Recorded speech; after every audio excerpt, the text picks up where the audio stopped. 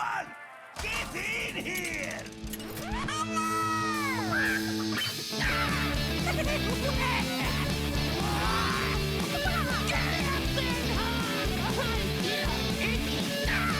Ready for action! I've got the beast in my sight. A podcast about Hearthstone, Heroes of Warcraft. This is the Angry Chicken.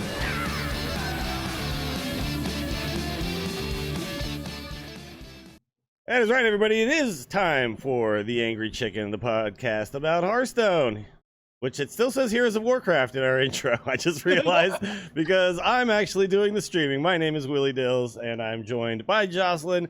Garrett is not here. Jocelyn Carney, by the way. Yep. I get it right 100% of the time. You do. Thank you.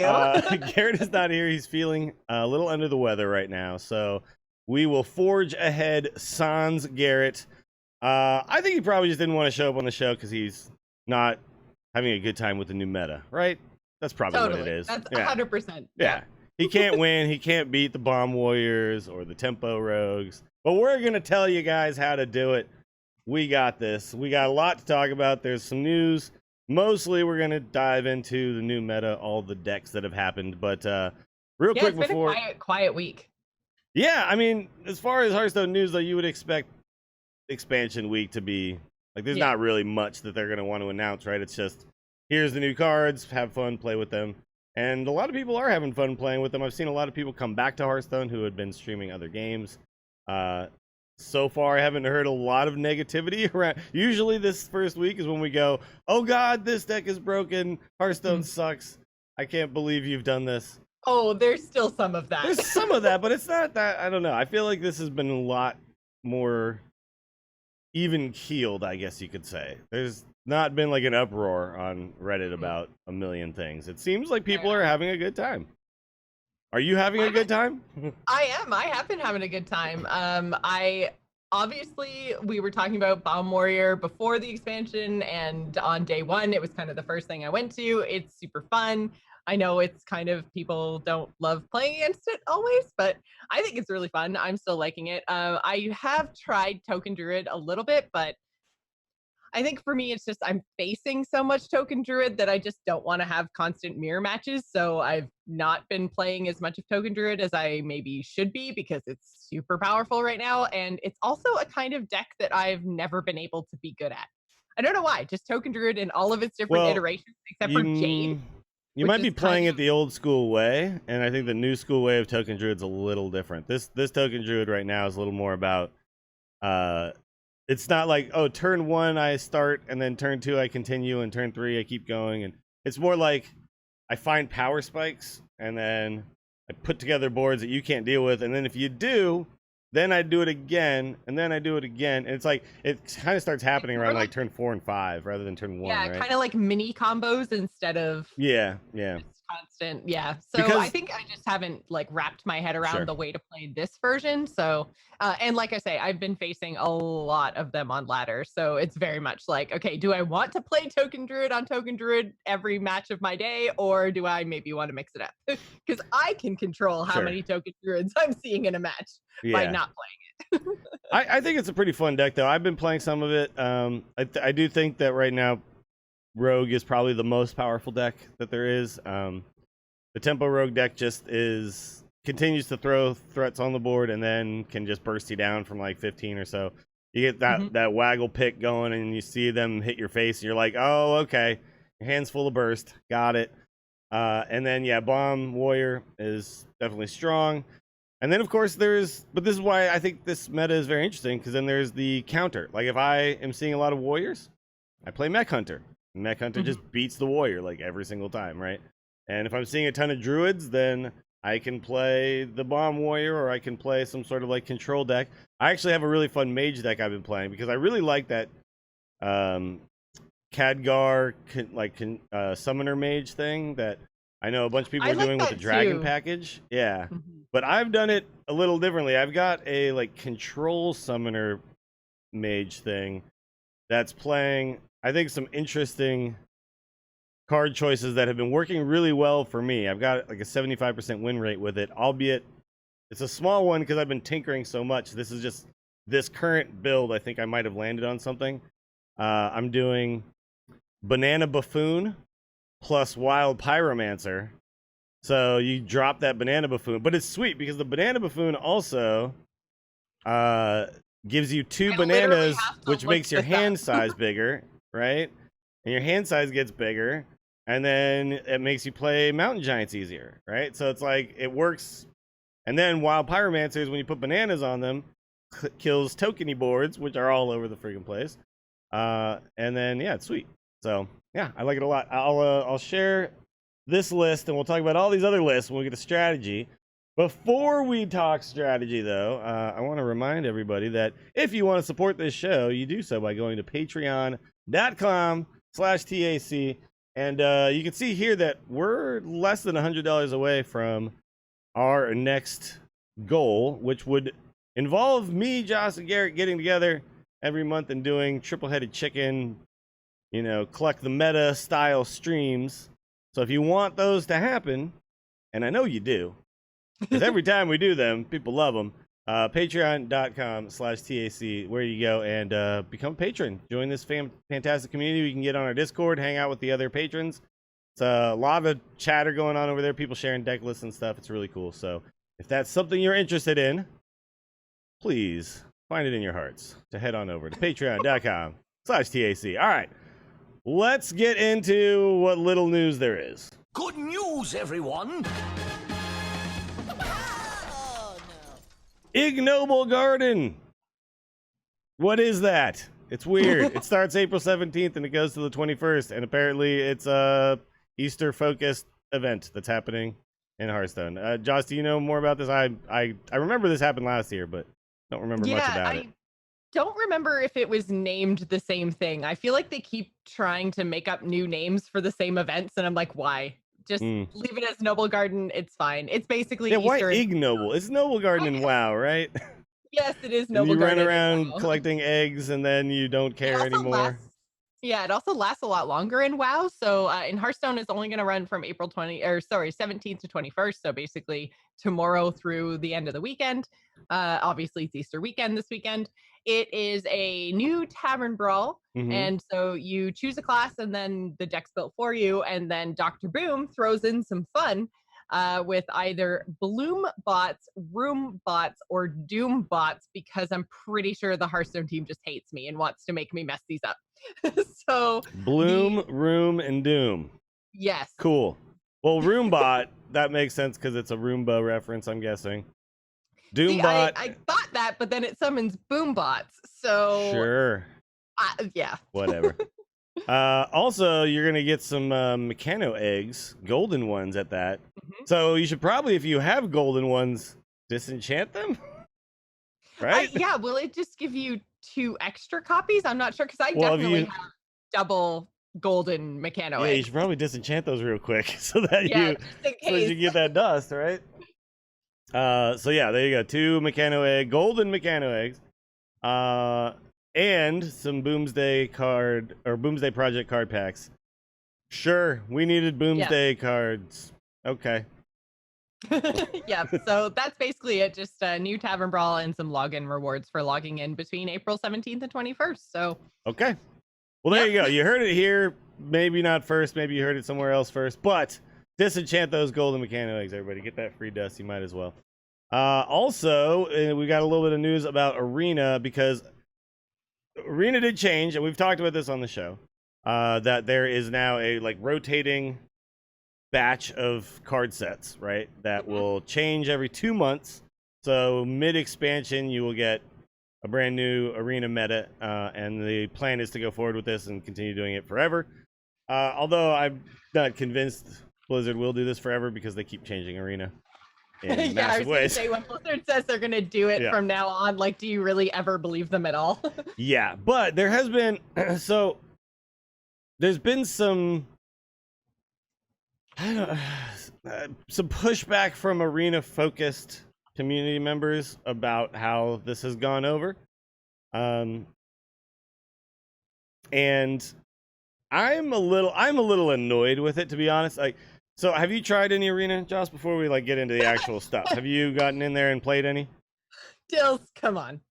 Come on. I thought you said that this might make you want to do it, but I guess no. Well, There's nothing okay, they can do, huh? But it's a brand new standard year. So right now there's so many new, especially like I feel like there's a lot of new and different ways to play a lot of classes in standard right now. So that's where my head Sure. is. That's always my priority. So I haven't gone into arena yet. Doesn't mean I won't, but actually we had a question in the Discord from Buckeye Fitzy about this, was basically was new thoughts on the arena, because everyone seems to say it's broken and unbalanced. So I mean, this is 100% a you question, especially since you have so much experience in arena like prior to this. Do you feel like it's broken and unbalanced? And I guess more importantly, is it not fun? No. That's stupid. It's totally fine. I don't know. People are complaining like, oh, the cards aren't bucketed properly. Sure, but they're like not bucketed properly for everybody. Like I don't know. The whole thing that they're saying that somehow cards not being bucketed properly means that now it's broken and unbalanced. It's like, well, it's like if I play on a pool table that's slanted to one direction, and then I say, oh, you're beating me because the pool table's slanted. It's like, well, you're playing on the slanted pool table too. Like, it's stupid. You're just making excuses. And really, the correct answer is get good, noob. Like, what the hell's your problem? No, seriously, like, people are, like, bitching and moaning as if, like, they're not getting the same exact card buckets everyone else is getting, right? Yeah. And they are not properly bucketed currently. Yes. But that's something that's also probably going to get fixed over time, right? Yeah. Over time, they'll see how this stuff plays out, and then they'll make adjustments, because I mean, micro adjustments is a thing in arena. So well, you have to give Blizzard a second to look at data and then adjust the buckets, right? And I do get like they probably should have made them a little bit closer to accurate to begin with, because there are some things like some of the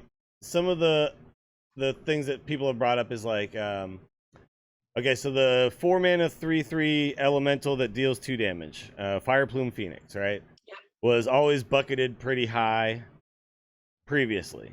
And then there is now, because get some cards back, so we've got the Dispatch Kodo is back. 4-mana 2/4 deals its attack damage to a minion or face or whatever.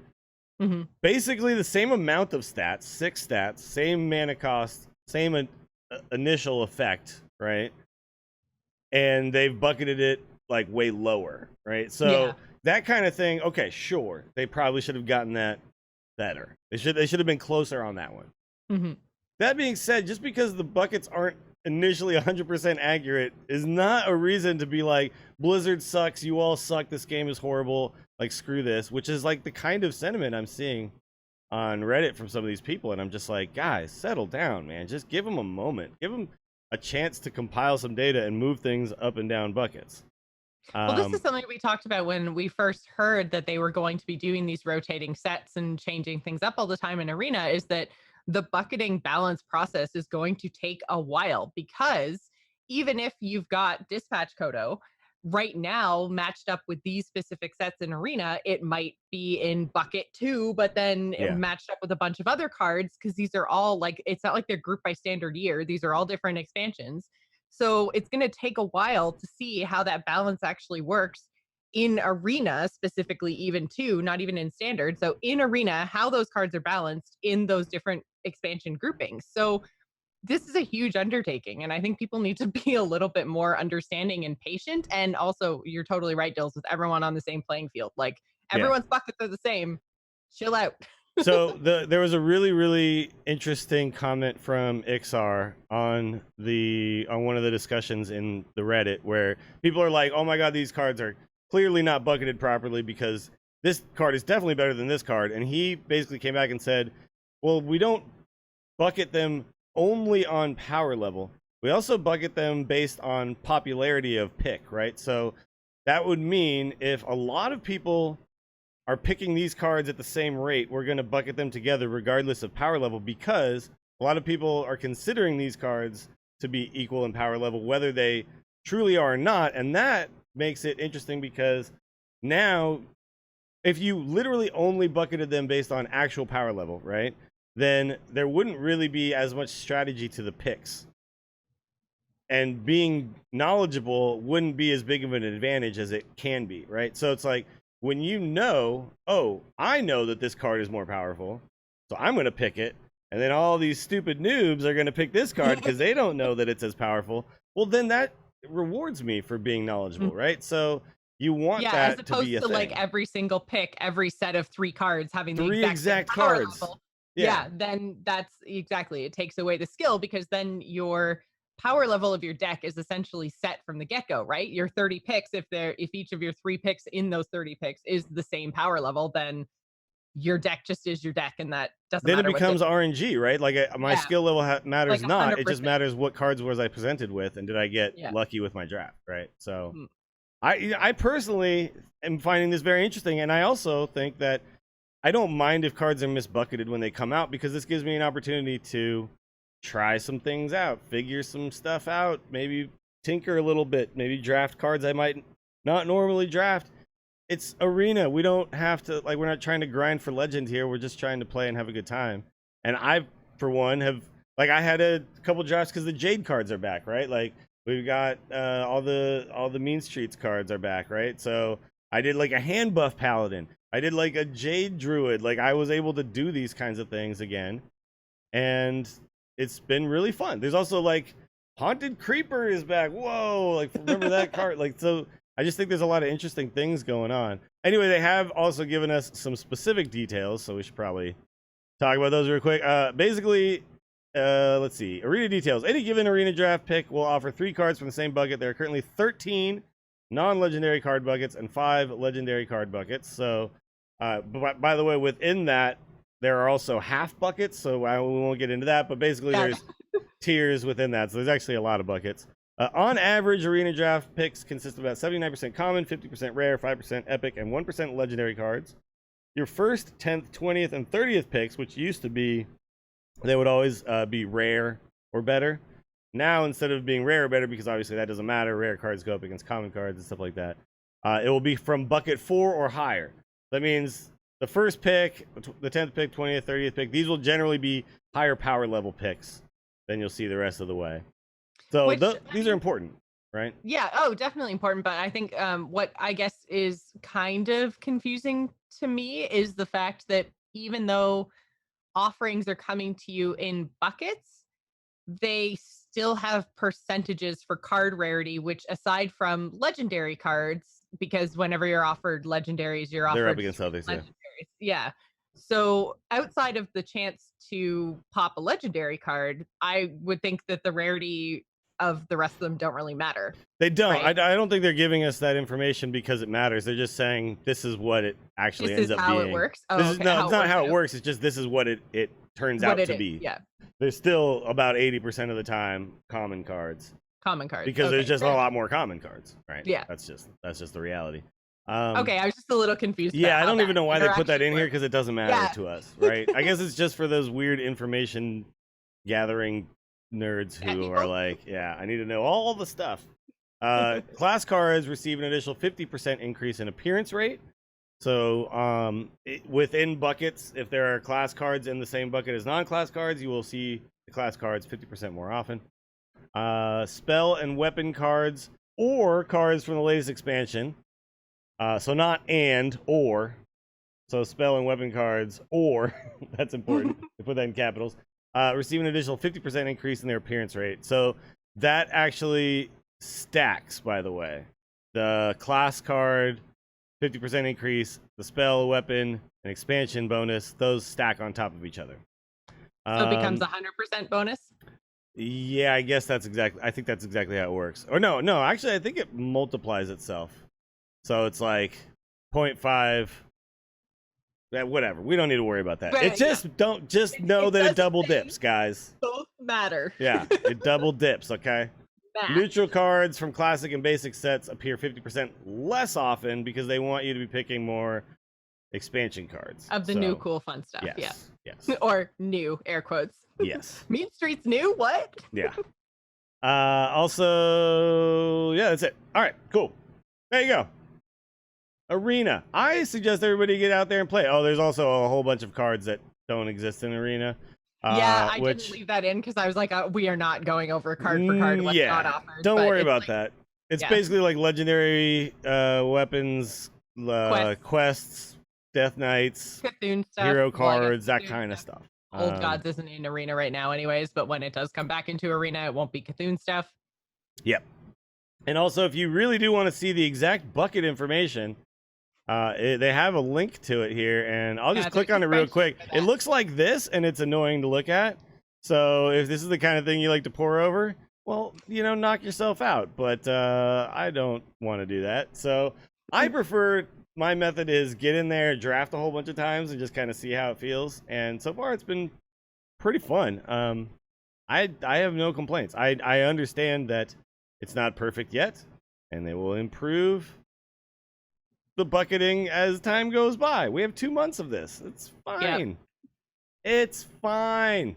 I expect we'll probably see some tweaks to buckets like 2 or 3 times over the course of this offering before they swap over to the next one. Like, they actually, they do the micro adjustments, right? So they're kind of constant stuff that's algorithm based, and then I think every now and then they manually go in and like force some things too. So we will have many changes to this throughout the 2 months, and then there will be a whole new set of cards, and then you can all bitch and moan again on Reddit. It'll be fun. It'll be great for everybody.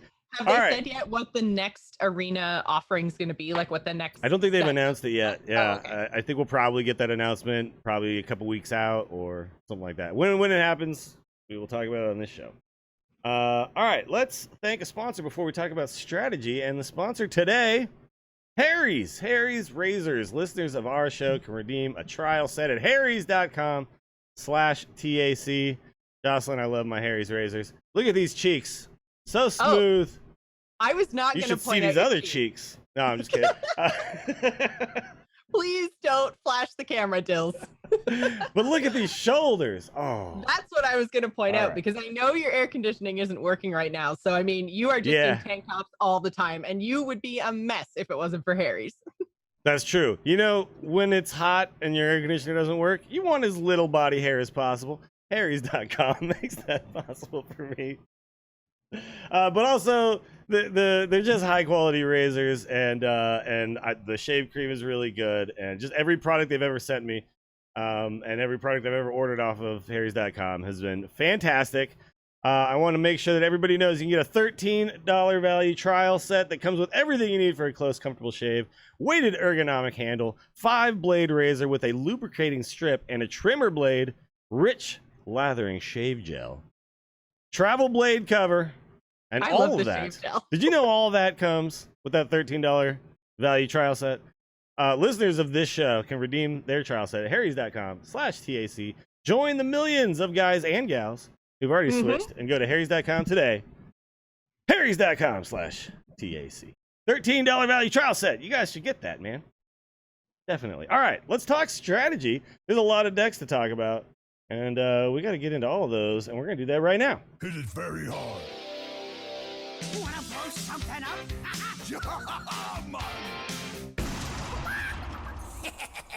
Time to pay. Okay. We've got 1 million decks. And we rocked them all. Something for everybody. I have not played all of these decks, but I have tried quite a lot of stuff. This is my favorite time of year, right? When it's rotation. Well, 12 Deals of Christmas is my favorite time of year.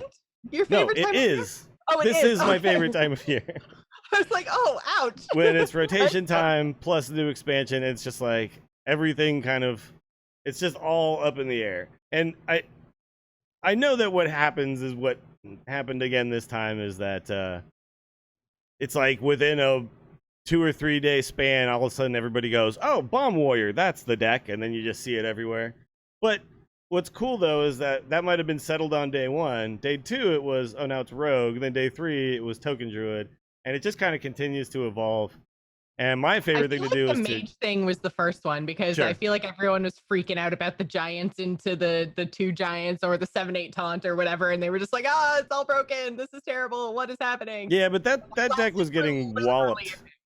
Yeah. That deck was also getting walloped by anything aggressive. It felt like what happened to me is that people started looking at crazy combos like that, and then other people were like, well, I'm just going to run you over with waggle picks, and those people kind of ended up coming out on top in the end. But there's like what I find fun to do is to try to counter all of the most popular things, not play it, right? And you were talking about, yeah, I'm not playing the token druid because I don't want to play the thing everyone else is playing. Yeah. And that's how I am as well. But we'll talk about these popular decks as well as what we're doing. So let's open up with Token Druid. All right. Token Druid, here's what it does. It plays a bunch of stuff, and then it Savage Roars you. This is no new thing that we've never heard of before. No, but like you were saying earlier, it's a different way of playing the same eventual win condition, I guess, right? Because instead of, it being a little bit more tempo based, it is very much like mini combos. So you're waiting until turn 4, 5, 6 to put together 2 or 3 cards that then builds a really sticky, hard to get rid of board state. Yeah, no, it's true. It's actually closer to the Token Druid we saw like at DreamHack Austin. Yeah. When it was Amnesiac and Zalay, and they were playing Token Druid against each other, and neither one was making a board ever. Remember that? Yeah. That, like, trying to figure out when to play Spreading Plague or even if to play Spreading Plague was that match lasted, I think it was like 58 minutes. It was for one game of Hearthstone. For one game, yeah. And we're going to get to it a little bit later in emails, but like people are complaining about like 30 and 40-minute games because of Control Warrior shenanigans right now. And I'm just like, oh man, it was way worse when it was that old Token Druid thing. And it was, like the Odd Warrior, like, trust me, guys, tournaments went on way longer than 30-minute games. 30-minute games. And we'll see when we actually start seeing competitive specialist, but it feels like I don't know, I feel like we're in a decent spot. So this deck, though, one thing that it does do, I think we might have underestimated Twin Spell just a little bit when we were doing card reviews, because it turns out Twin Spell is gross and really good. Like this Forest Age, right? I was gonna say Forest Aid, because we definitely were ho-hum on Forest Aid for sure as a card. I still haven't actually gotten to the point in a Token Druid match. It's over one way or the other by the time I hit turn 8. So I definitely have. I've gotten to many games in my hand and never played it. And maybe it's because I'm I've like cleared like 5 boards and then they Forest Aid, and I'm like, oh crap, this is 2 more boards like that I have to clear. It's happened to me many times. Like that's what I think makes Token Druid so strong now, is it can actually compete.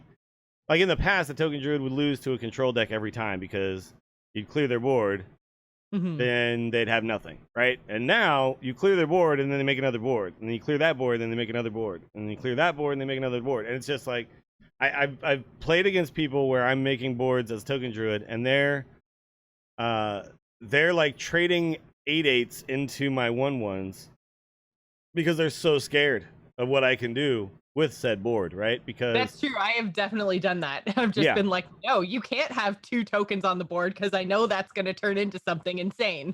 But it's not just Forest Aid, it's Blessing of the Ancients, which is another card that I think we were ho-hum on, but it turns out this card is really, really, really good because of the fact that you just cast it twice. So there's times when, 6 mana +2/+2 is bad, but the fact that I can do it once and then if you clear that board, I still have it and can do it again. It's like that stuff is just really powerful. And then, of course, you got like Landscaping, the Dreamway Guardians. There's just and then Crystal Song Portal. We completely missed the boat on this card because we didn't theory craft this deck that has like no minions in it because it's all spells that create minions. This card actually turns out to be really strong. Yeah, there's the 2 legendaries, right? Keeper and Archmage, and then there's the Acorn Bearer, but that's it. Oh, and the Cabal guy, right? There's a couple of like early game minions. The evil Cable Rat who gives you lackeys, that's the other minion. So it's just a really, really strong deck. So if you're looking to climb, probably one of your better options would just be Token Druid. It's just really good right now. All right, let's talk Hunter. There's a few things going on with Hunter. There's still people just playing mid-range beast-focused Hunter. That's still a thing because, well, guys, Master's Call is just that good. You don't have to do the mech thing because you could still do the scavenging hyena and the spring paws and the whatever. And I think the only new card that got added is the Hench Clan Hogsteed and the Shimmerfly. Yeah, Shimmerfly is the new one. Yeah, because they're both just beasts. Like we lost Diremole, Crackling Razormaw in standard, so it's just okay. Well, here's a new 1-drop. It's not as good, and you don't get to, Crackling Razormaw at the next turn. But turns out Shimmerfly into Headhunter's Hatchet is actually pretty strong. So you're seeing a lot of that. Outside of that, not a lot is really. Unleash the Beast is in there now because that card is also turns out really good. But mostly it's really good because of Zul'jin, right? I was going to say it's not that great the first time, or at least when I've seen it played against me, because I've been staying away from Hunter because I was just sick of Hunter after last year. So I've been staying away from actually playing Hunter. But anytime I've seen it played against me, the turn that they play Unleash the Beast is not very good. But then later on, when it's like, oh, by the way, I play Zul'jin and now I got a billion. And and then you get multiple beasts. And then also because the first version that you cast with a twin spell, it gives you another Unleash the Beast, the secondary version in the hand. So it's like over the course of a game, they'll play this card like 7 times, right? You're just like, come on, man. Enough 5/5 rushers. So so that deck's still very good. Then there's the Malagos Spell Hunter. I don't know if you've messed around with this very much. Geppetto Joybuzz, Alex Strauss, and Malagos. How people are pissed off about this whole Geppetto thing, and they think he's just gonna totally ruin the game. It's fine. This deck I don't think this deck is actually very good. It's fun, and when you Geppetto people, it's pretty cool. I like it. I don't know. I don't think this will end up being a top tier version of Hunter. I think it will have a place in, say, a tournament meta because it is a combo deck that can just kind of crush, like if we get into a control style thing. And I do think that you can tinker with the list enough so that your secondary and tertiary versions can be kind of sweet and have counters, So there's that.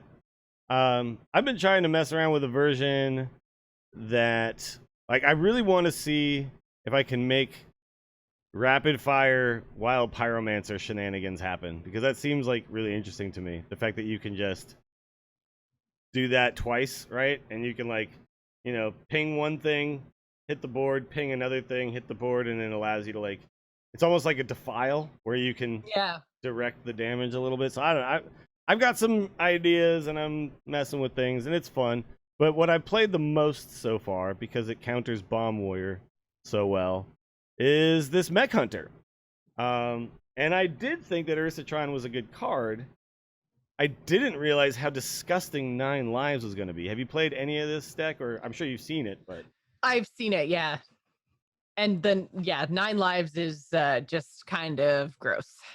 It's really it's like, okay. But so I think gross in an interesting, good type way. Like, I've also seen. It's not. Oh annoying. My god, who was playing it? I think I was watching RDU play it, possibly. Mm-hmm. And just seeing the kind of combos and the hand refill and all that kind of stuff that goes on when you've got Oblivitron in the pool is really interesting. Well, so the Oblivitron itself is like a crappy card, right? And you have to find a turn to play it, which is the hard thing. That being said, because of things like Spider Bomb and Ziliax and Replicating Menace, it feels like it's actually kind of easy to get to that point where you've got a clear enough board.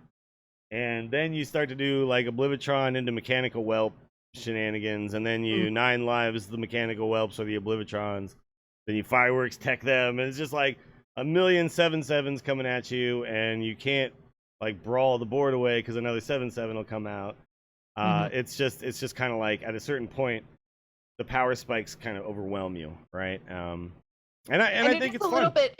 It's slower, I think, which is why I like it and like playing against it more than I did just the old Death Rattle egg stuff with Rexar, because I feel like that was turn 2 to 3 where stuff started to just be really, really hard to deal with. And this is like, you gotta play an actual game before you start getting to your big, crazy, power spiky, unremovable board turns. And I think that's healthier. I like it better. Yeah, and then Zul'jin is kind of a secondary win condition here because you also Secret Plan, and then you unleash the beast, and then the Zul'jin will actually play your 9 lives again, which is pretty sick. So the Zul'jin turns oftentimes, like you might get to a point in the game where you're like, I've lost the board and I don't think I win, and then also just slam Zul'jin and it's like, we win now. Like, oh, I got it back again, and I've got more minions in my hand, and all's good. Yep, GG.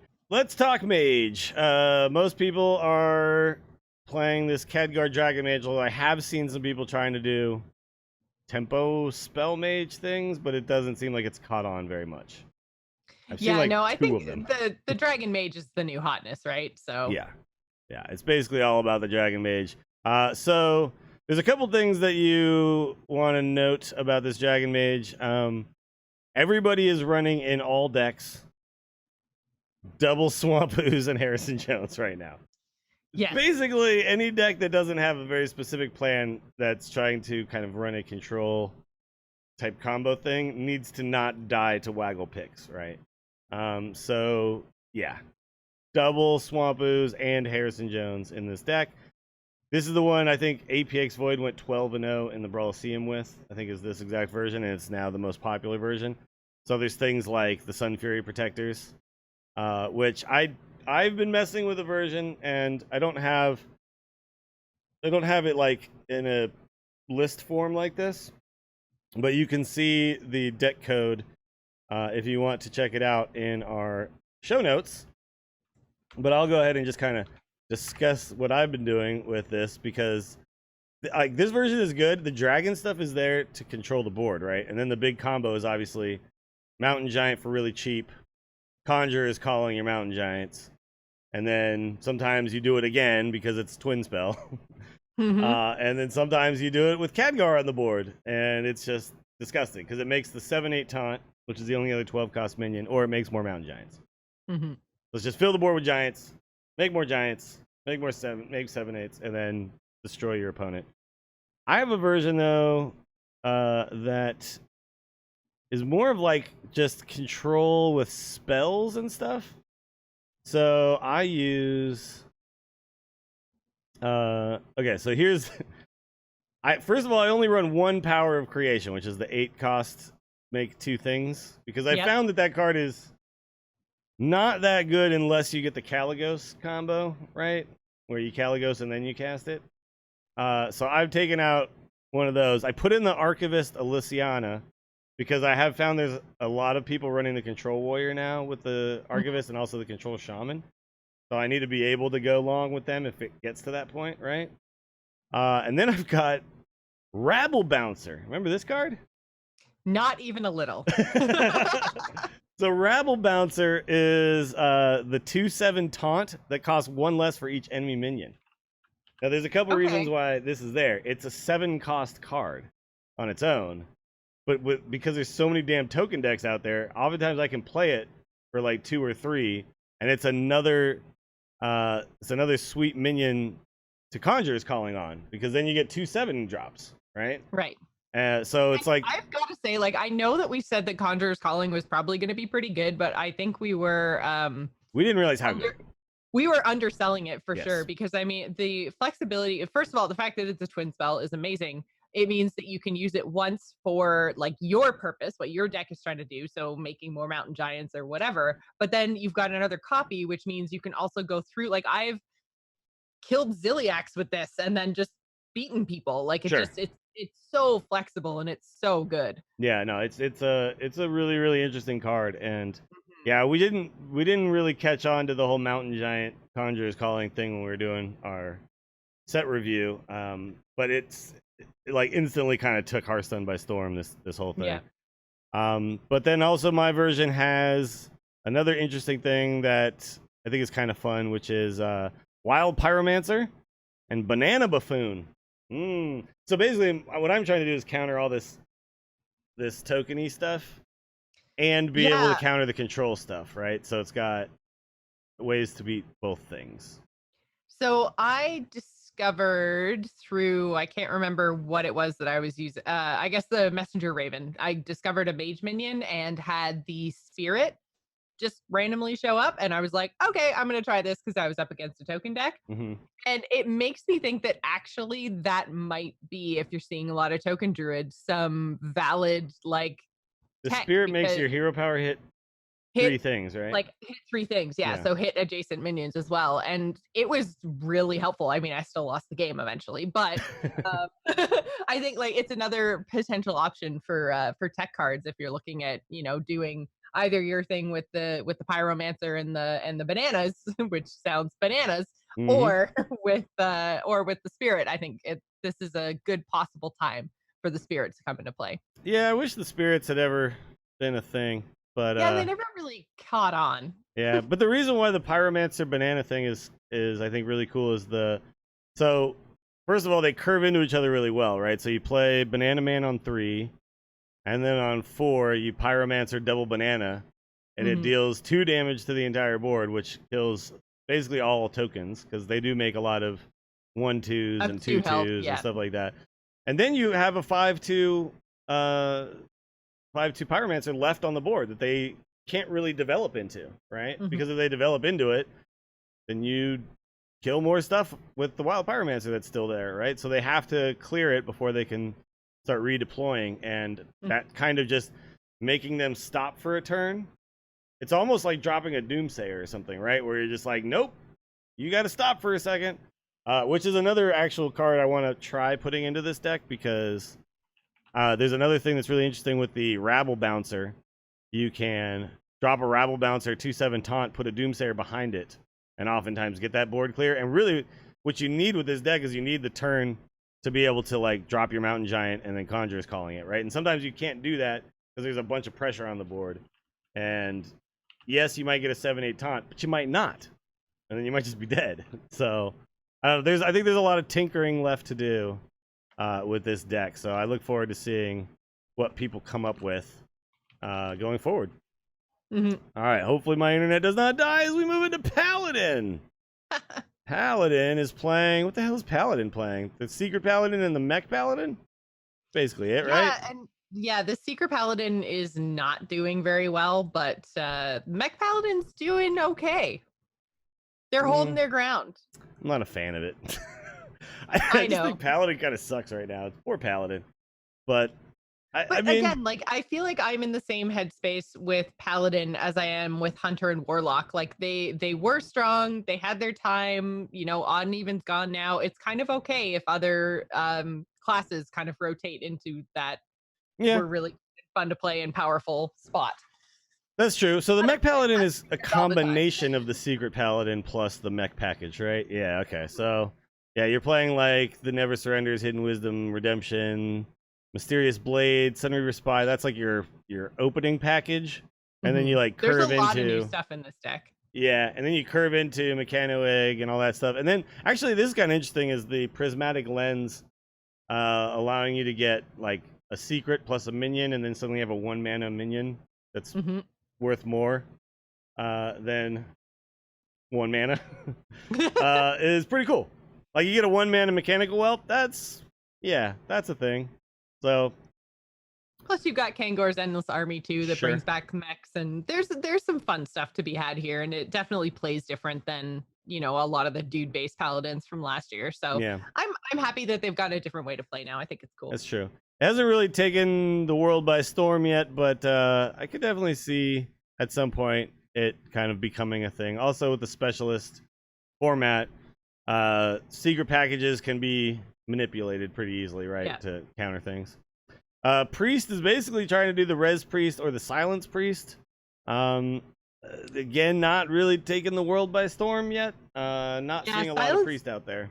Yeah, I actually haven't seen Res Priest. I've seen a lot of Silence Priest. I've With the seen whole, like inner fire thing. Yeah, I've seen almost zero of either priest, to be honest. It's just not out there they're right now on the definitely- ladder for me. Yeah, they're definitely not out there for sure. Yeah. But I can see how. So the Res Priest lost the Spellstone. It lost Shadow Essence Psychic and Scream. Eternal Servitude. It lost Servitude. Yeah. So basically, what's left? It's just the new thing, the Mass Resurrection. Yeah. Yeah, Mass Res, and then they also Oh, and still Katrina. have yeah, and Zarek's cloning gallery, so they can still get stuff out of their deck and into the res pool. This version right here, the most popular version at least, is not running the cloning gallery. Yeah. It looks like it's just playing stuff out and then hoping that when it mass resurrections, it gets the Archmage Vargoth and then cast it twice. That looks like what they're kind of hoping for. Yeah. And then they Divine Spirit Interfire you. Okay. Yeah. Sure. We've seen this before. There's nothing really fun about this. All right, Rogue. The Rogue. What you up to? I think Rogue is the best deck of the moment. I actually, like, if you really want to, if your whole focus is I want rank 1 legend, I think you just play this Tempo Rogue right now. And you don't play, so there's interesting things here. This most popular version is playing Underbelly Fence. I don't think that's actually the best version. Interesting. Yeah. I think the best, like, I'll show this version because it is number 1 on HS Replay.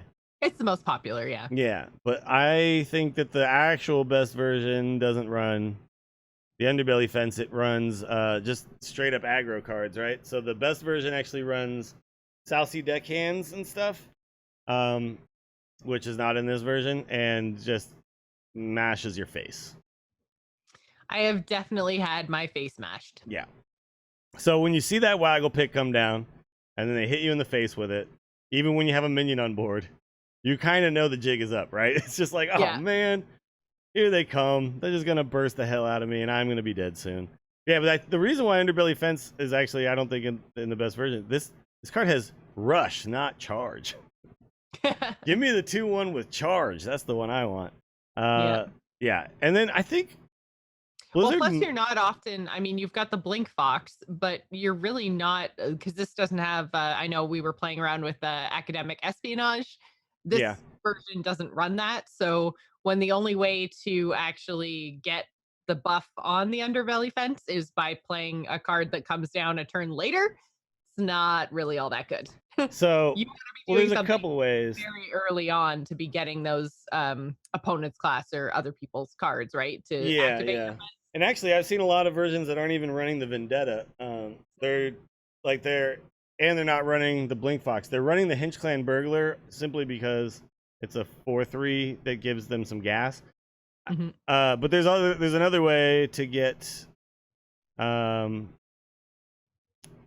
forgot about the Hench Clan guy. Yeah. So, and then also, of course, the Evil Miscreant with the lackeys makes Giant Van Cleefs really possible. I don't know, it's like everything about it just makes you scared when you're playing against it, right? And then the annoying thing is that it doesn't run out of gas because of the Hench Clan Burglar and the Blink Fox and the Miscreants and the lackeys, and it's just like, come on, man. And the raiding party. It's like an aggro deck is supposed to run out of gas. They don't. Mm-hmm.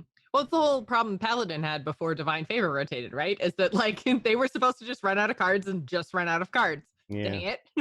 And then they just didn't. Then they would refill. And then they didn't because they could refill from their deck. I mean, this is a little bit less powerful just because it's random stuff, but at the same time, like... Yeah, but sometimes you just get like a fireball or something. Exactly. Yeah.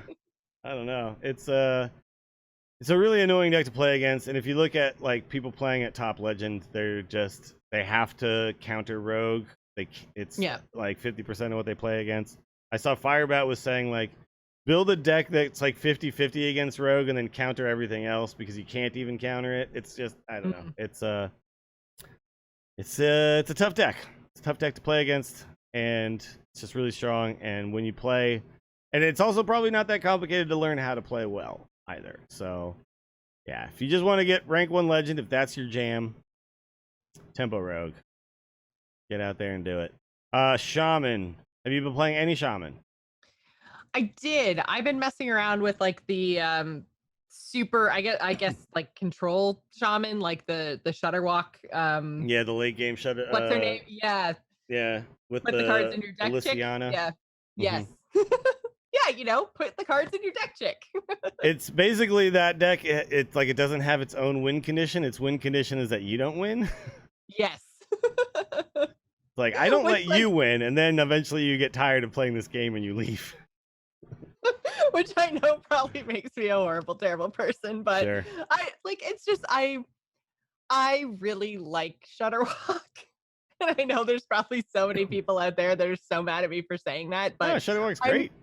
I'm gonna try any Shutterwalk deck off the start of a expansion for sure. It's I think fun. that Shutterwalk, once it lost its infinite combo, has turned into one of the funnest cards ever. And Yeah. I play a crap ton of Shutterwalk Reno, Shaman and Wild because it's just like the funnest thing you can do.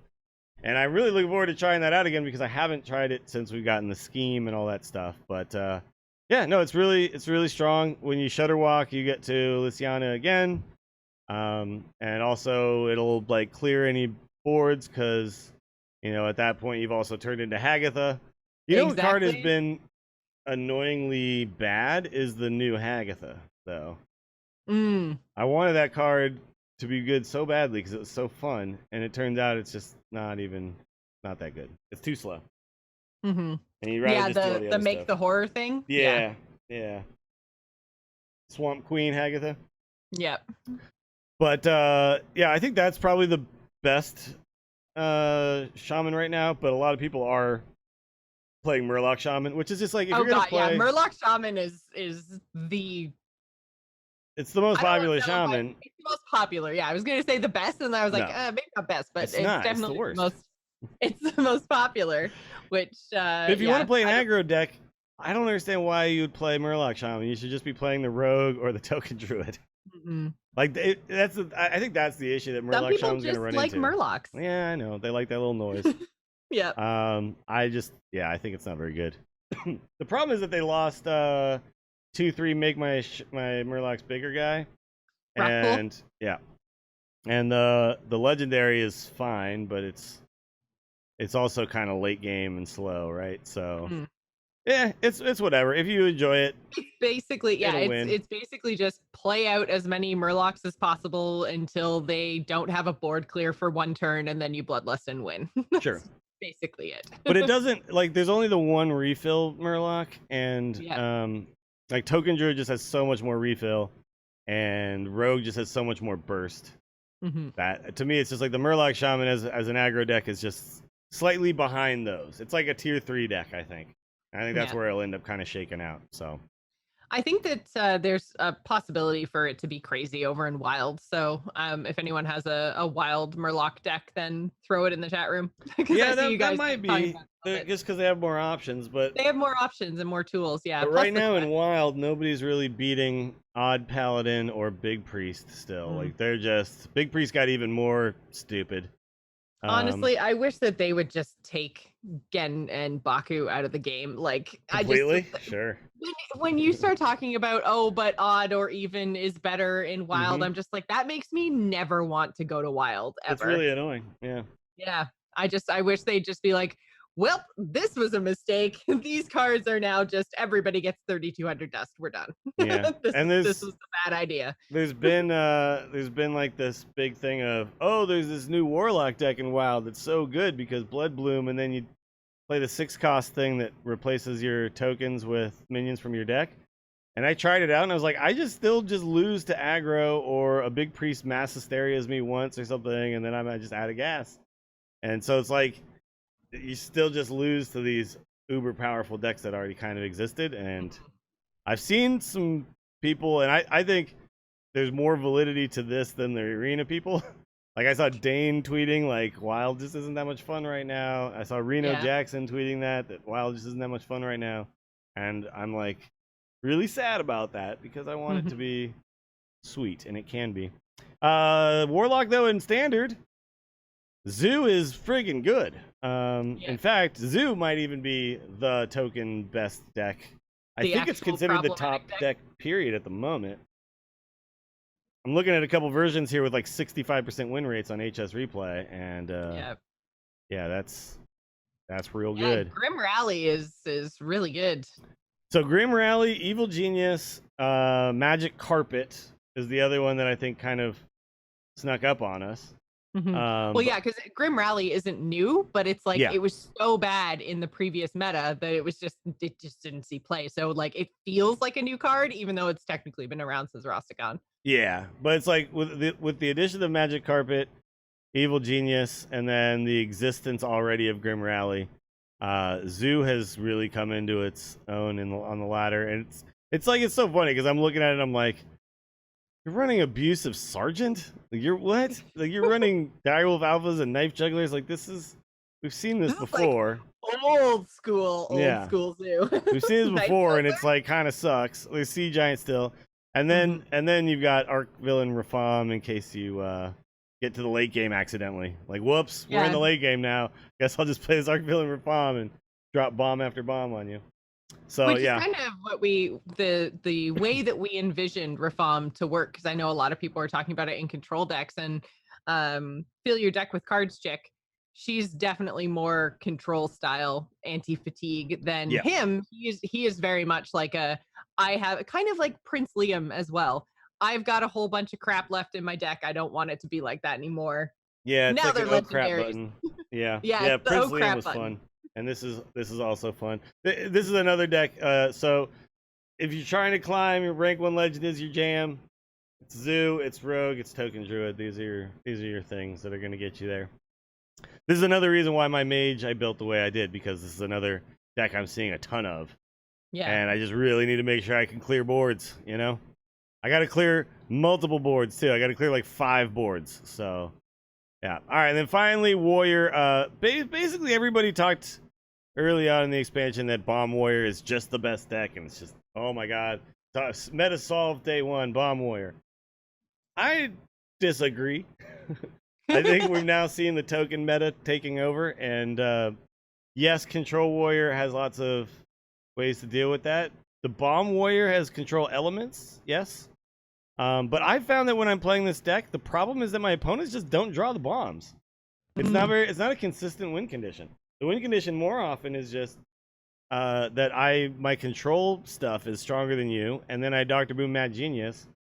I was gonna say, yeah, usually I find it's the Mad Genius combined with the mechs and all of that stuff, like a Mega Assembly and his Discover a Mech and all. Like, you just don't run out of gas most of the time, and then so you can just keep putting stuff on the board, and you're right, like doing the control thing until you just have enough to kill them. And a lot of the times that has nothing to do with the bombs. They're just like a happy accident when they do get pulled. Yeah, like they get you a little damage along the way, and then you can kind of finish them off with your mech stuff. But there were cards that we knew were strong. Omega Devastator, super strong. We knew that.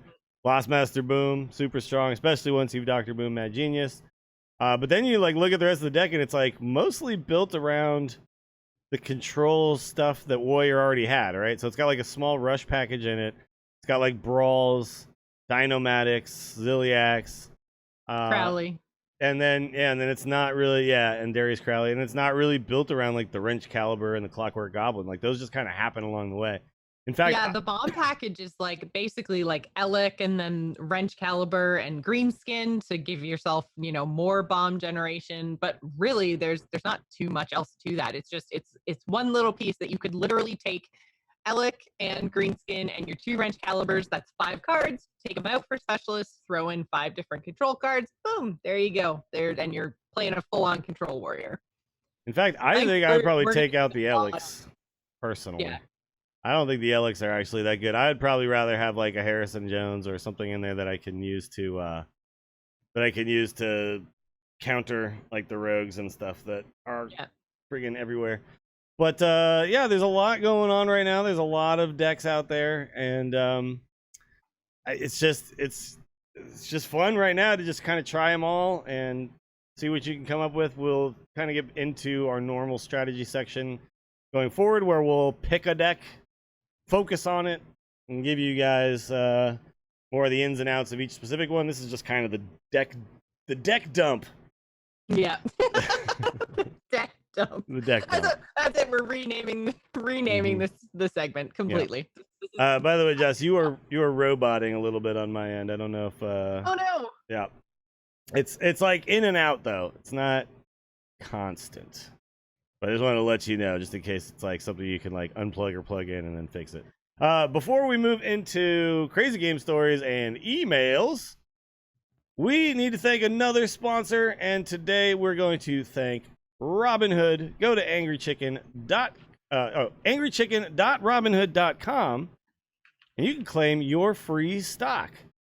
Robinhood is an investing app that lets you buy and sell stocks, ETFs, options, and cryptos, all commission-free.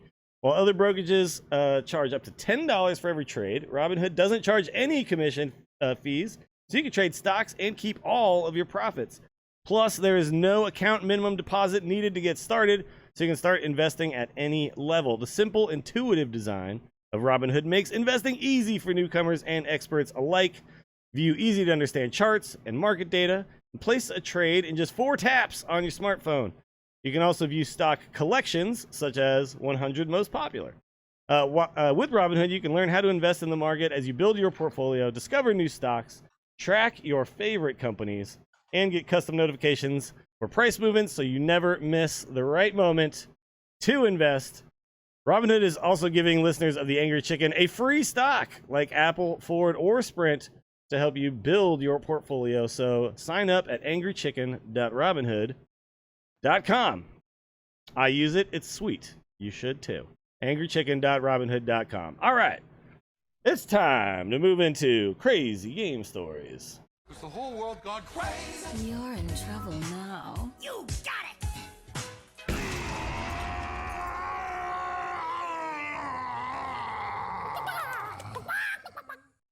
Jocelyn, you're going to read this crazy game story, but first I'm going to tell you guys how to send us crazy game stories. Attackpodcast@gmail.com. That's how you do it. Make sure you put crazy game story in the title so we know the hell you're trying to do with us. And Jocelyn, what do we have today? So, first of all, am I still robot-y? Yes. God damn it. Maybe you should read the story. All then right, I'll while I read the can- story. You mess around a little bit. We got one from Lev, who says, "Hello there, Russian letters. Apparently it means Klaya Kuritsa, and I'm guessing I'm gonna have to look that up after the show. I'm guessing that's somehow chicken related. I've been listening since episode 1 and playing since beta, but yesterday was the first time I had a jaw-dropping Hearthstone experience. My story is unusual since the crazy part happened on turn 1. Okay. So there I am, playing Arena, dropping a Flame Imp on turn 1 against a Rogue, passing the turn, feeling good. As my opponent respond, they coin out an Underbelly Fence with, wait for it, a triggered Battle Cry. It takes out my Imp and still stands as a 3-1. Weird. I literally spent 30 seconds reading the card again and again, trying to wrap my head around this. How did they manage to get a different class card before the match begun? I ended up losing the game, and only after I looked at the replay, I managed to connect the dots. Since MSG... Oh, okay, I see. Since MSG returned to Arena, the Lotus Agents, the Jade Tri-Class card that the Rogue happened to have at the start, counts as a Druid and Shaman card as well, which allowed this to happen. Probably a rare case, but still, beware of 3-4 rushes on turn 1 from Rogues. Since I've started listening to you, I've gotten married, changed a lot of jobs, even managed to move out of Russia, but you are always the podcast I'm most excited for every week. Aw, Lev. The feels. So sweet. By the way, this got nerfed. So I'm glad that we got this crazy game story because this will never happen again. So Lev feels special. They stealth nerfed this without telling anybody. They no longer count these as non-rogue cards, which I think is correct. I know some people were pissed about this, but this is a good enough reason I think to make this change.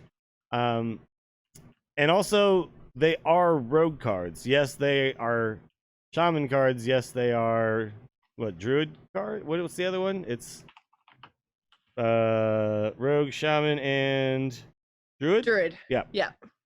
But they are also rogue cards. I don't think they should count as the other cards, right? So I'm okay with this. I know some people were like, "Oh man, they nerfed my Tess Rogue again. I'm so mad," and people were like up in arms and stuff. But I mean, it's not a non-rogue card. It is still a rogue card, Yes. right? I think that's the issue here. So I think it's better. I think this is a good change. And Lev's story is like, hey, you shouldn't be able to coin out a 3-4 rusher on turn 1. That's stupid. That seems a little bit ridiculous. Yeah. So I for one am glad that they made the change. I know some people are pissed about it because my test deck. Oh, you keep nerfing my test deck. I'm like, guys, settle down.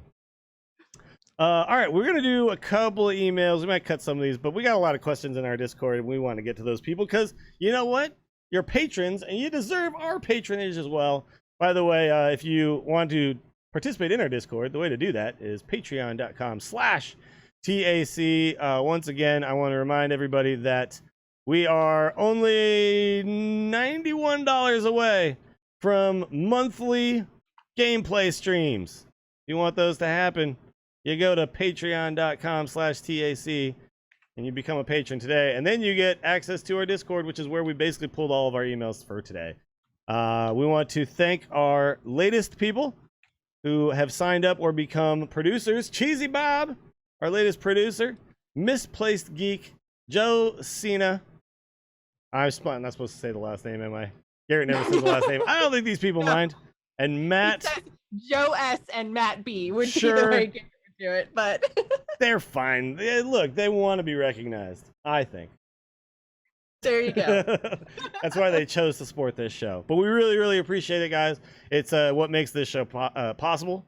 If it wasn't for our patrons, this show would have not have made it to 310 episodes. So it's because of you guys that this happens every week. So thank you.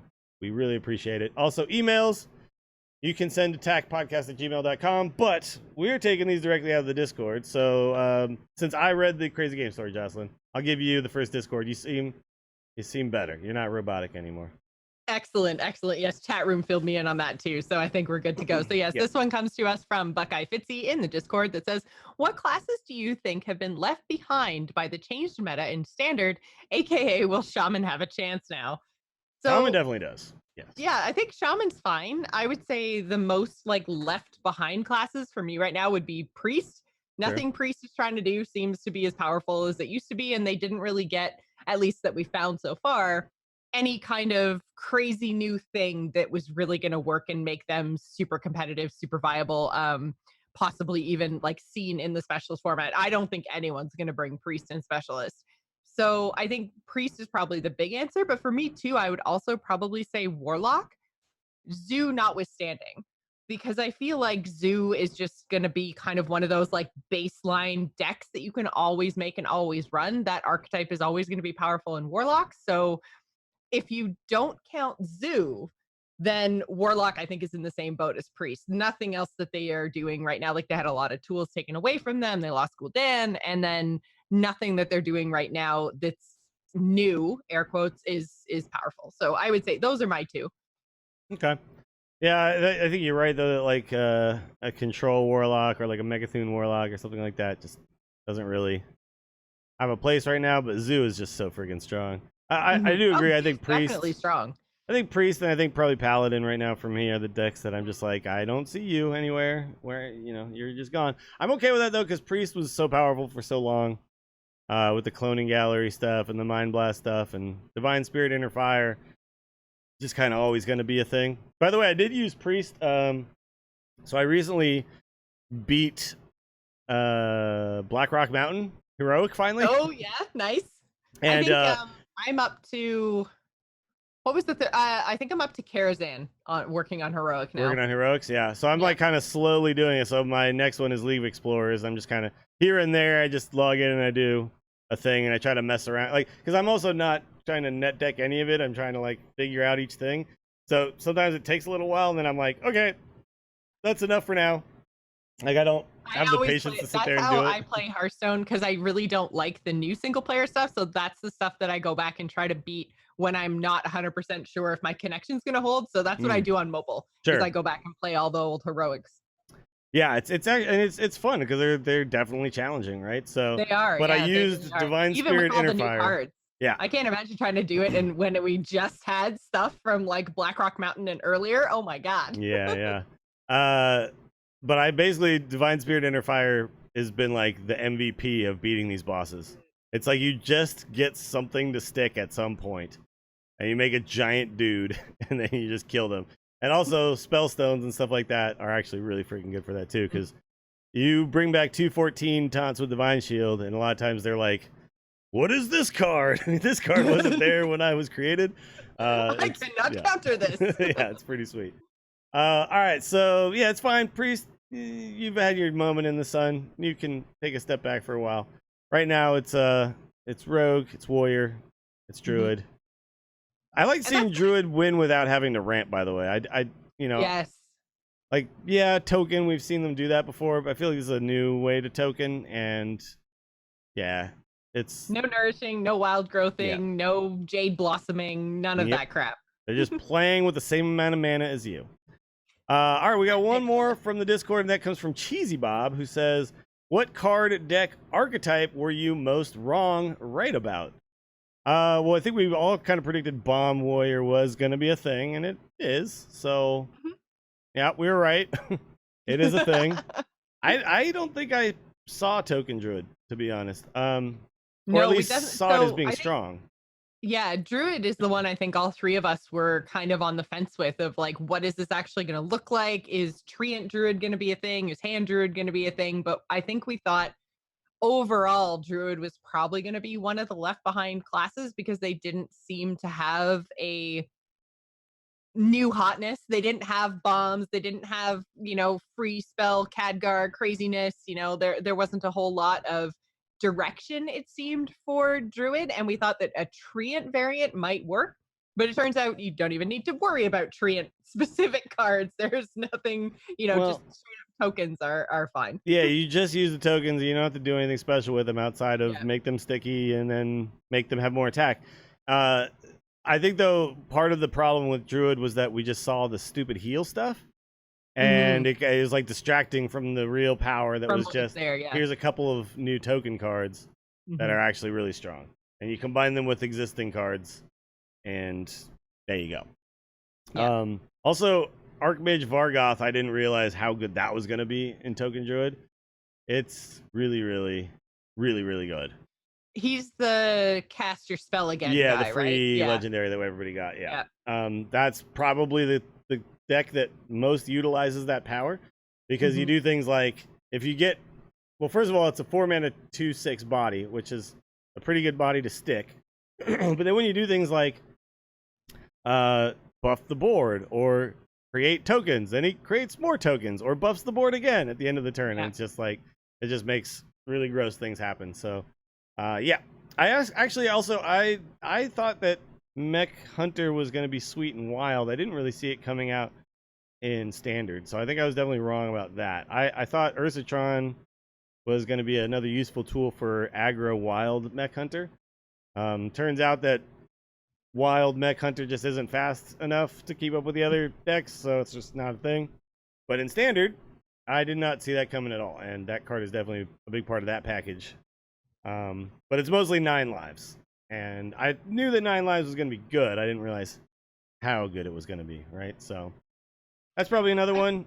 I'm trying to think if there's anything that we thought was going to be super good that didn't turn out, at least in week 1, to be overpowered and, like. No, Was there not really. 'cause I can't remember predicting anything was going to be super good. Yeah, I figured Burgle Rogue was going to be a thing, but when day 1, what we were making was more of like a pure Burgle Rogue, not Yeah. an aggro rogue with a couple of Burgle elements in it, and that's Yeah, kind of no, where it it's was ended just up. it was super fun rogue is what Yeah. that was. But it turns out, no, you still just want to be aggro. I think I definitely missed the boat on Waggle Pick. I was like unsure how good that card was going to be. But you can most of the time target your bounce effect. And also, it's just 8 damage to the face for 4 mana. Well, And, I think that's the bigger thing, right? Is that a lot of the time, like, we were kind of focused on that bounce effect, and it was like, well, no, actually, if all you do is, buff this up a little bit, and even if you don't, like, you just hit them in the face, You smash the face. just as good. Doesn't matter what bounces or if it bounces, so. I think Blizzard might have to look at this whole pirate thing because of what Waggle Pick does. Like, turn 4, you play the weapon, and then you drop 2 3/3s with taunt for free. Yeah. And it's pretty consistent to get this because of, like, prep raiding party, right? So it's easy to draw all your Sounded pirates. Like he said preparating party. The old preparating party. The But- preparating party. Yeah. But it's really easy to get this combination of cards because of that, right? It literally draws pirates and weapons. And Yeah. so that card might have been fine in its heyday, and it's in the classic set. But it's as they continue to put tools out, it's becoming more problematic, right? So Mhm. I don't know. Maybe it's something to look at some point in the future. Especially like you keep adding pirates and they just keep getting better with each other. Yeah. Yeah. Yeah. Yep. So yeah, I definitely missed the boat on that a little bit, but I think there's a lot of people who underestimated like Twin Spell, Mm-hmm. how good that actually was, but we weren't that far off on a lot of things, right? I think we did pretty good with this rotation, to be honest. Yeah, I'm proud of us. But thank you guys for sending us those questions in the Discord. Again, patreon.com/TAC is how you get access to that. Also, you can email us tacpodcast@gmail.com. Let's go wrap up this show. Right on time. That was about an hour and a half, right? Okay. Now I'm really annoyed that I'm going to have to do some editing. Oh, man. Just remembered that the internet hiccuped in the middle of this. All right, let's say goodbye. Once again, patreon.com/TAC. Also, if you want to support the show but don't have a way to do that monetarily, go to iTunes, drop us a 5-star review. It helps people find this show, and then maybe those people become patrons, and then indirectly, you were a patron. Wow. You can also, we want to thank our Patreon producers, Declan H, Sean C, and Cheesy Bob. The TAC coffee mugs and glasses you can find over at etched.amove.tv, and t-shirts are also for sale at shirts.amove.tv. You can find all the back catalog of this show. There's a whole 310 episodes now. YouTube.com/AMoveTV. Also, follow us all collectively on Twitter at TAC Podcast. Show is every Tuesday night, 4 p.m. Eastern. Normally streamed on twitch.tv/AMoveTV. Today, we're streaming on my channel, but that's normally where you'll find the show. Before we go, Jocelyn, where can people find more stuff from you on the internet? You can find me on Twitter and Twitch. I'm at Joss Plays. That's JOCE Plays. That's pretty much all I'm going to pimp this week because, been having a lot of fun over on Twitch. And you and I played some Dead by Daylight the other night. That was fun. Yep. I still suck at skill checks, but it's okay. You'll get used to it. It's like every time I go to fix the damn generator and it's like the first skill check pops up and then I'm like, well, I'm running away from this now, I guess, because I missed the first skill check. But that was really cool. We got to definitely do some more of that. Yeah. You can find me. I'm at Willie Dills on Twitter and twitch.tv/Willie Dills, where you can find me streaming. I've been working a lot of shifts because I recently, my grandmother actually passed and I had to do all the stuff that was along with that. And then I had to make up for days that I had to take off of work for that. So hopefully by next week, everything will calm down and be back to normal. And I will be doing my normal stream schedule, which is essentially Tuesday through Friday now in the evenings. So come check me out there, twitch.tv/Willie Dills. And also, if you like wrestling, 1-900 Wrestling podcast, where me and Lane Johnson talk about all the things. And we're still yet to do our WrestleMania show, but it should be coming soon. Garrett is at Garrett Art on Twitter. Also, nomoonart.com is where you can find his stream design stuff and also other art type things that he does. He also has an Apex Legends podcast called Enter the Apex. You can check that out. It's on AMove TV as well. Oh, before we go, I want to give a quick shout out to Knolltown, who won the Dills Hearthstone League Season 7. Congratulations. He kept making the top 8 and not quite doing it. This time he was 7-1 through the season. Went straight through the winner's bracket in the top 8 and came out the champion of Season 7. Season 8 will be starting soon. And we will be basically sending out emails to all subs on my channel soon. So if that's something you're interested in, if you want to play in a weekly Hearthstone League that's a lot of fun, you just have to be a sub on my channel and you'll get an email about when you can join that. And it's just super sweet. So if that's something that sounds fun to you, definitely check it out. All right. That's going to do it for this show, episode 310 of The Angry Chicken. Until next time, job's done. Job's done. Yes!